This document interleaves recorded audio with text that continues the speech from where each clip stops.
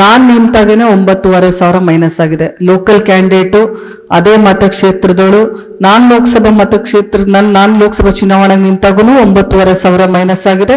ಇವ್ರು ನಿಂತಾಗೂ 9,500 ಮೈನಸ್ ಆಗಿದೆ.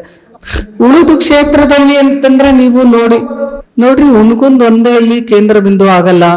ಬಾಗಲಕೋಟೆಯಲ್ಲಿ 16,000 ಮೈನಸ್ ಆಗಿದೆ. 14,500 ಮುಧೋಳಲ್ಲಿ ಮೈನಸ್ ಆಗಿದೆ. ಅಲ್ಲ ಕಡಿಮೆ ಆಗಿದೆ ಅಂತಂದ್ರೆ ಇವಾಗ ಪಾರ್ಲಿಮೆಂಟ್ರಿ ಎಲೆಕ್ಷನ್ಗೂ ಅಸೆಂಬ್ಲಿ ಎಲೆಕ್ಷನ್ಗೂ ಬಹಳ ವ್ಯತ್ಯಾಸಗಳು ಇರುತ್ತೆ.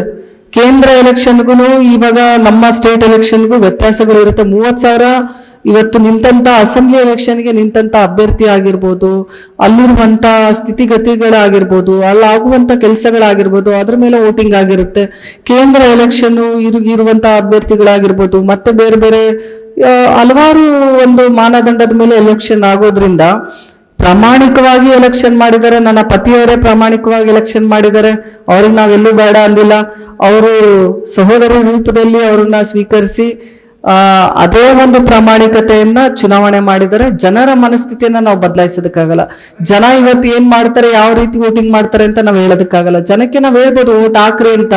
ನಾವು ವೋಟಿಂಗ್ ಬೂತಿಗೆ ಹೋಗಿ ಕೈ ಹಿಡಿಸಿ ವೋಟ್ ಹಾಕ್ಸಕ್ಕಾಗಲ್ಲ. ಜನರ ಒಂದು ವಿಚಾರಗಳು, ಒಬ್ಬೊಬ್ರು ವಿಚಾರ ಒಂದೊಂದರ ಇರುತ್ತೆ. ಆ ವಿಚಾರಗಳ ಮೇಲೆ ಅವರು ವೋಟಿಂಗ್ ಮಾಡಿರ್ತಾರೆ. ಒಂದು ನಾನು ಸ್ಪಷ್ಟಪಡಿಸೋದಕ್ಕೆ ಬಯಸ್ತೀನಿ, ನಾನು ನಿಂತಾಗೂ 9,500 ಮೈನಸ್ ಆಗಿತ್ತು, ಈಗೂ 9,500 ಮೈನಸ್ ಆಗಿದೆ. ಇರ್ತಿರ್ಲಿಲ್ಲ ಅಂತ ನನ್ನ ಒಂದು ಆಲೋಚನೆ. ನಾನು ನಿಂತಿದ್ರೆ 1 ಲಕ್ಷ ಲೀಡಲ್ಲಿ ನಾನು ಬರ್ತಿದ್ದೆ, ಅದು ಅಂತೂ ನಾನು ಹೇಳ್ಬೋದು. ಯಾಕಂದ್ರೆ ಇವತ್ತು ಸಾಕಷ್ಟು ಬೆಂಬಲವನ್ನ ಅನ್ಯ ಪಕ್ಷದವರು ನನಗೆ ನೀಡಿದ್ರು.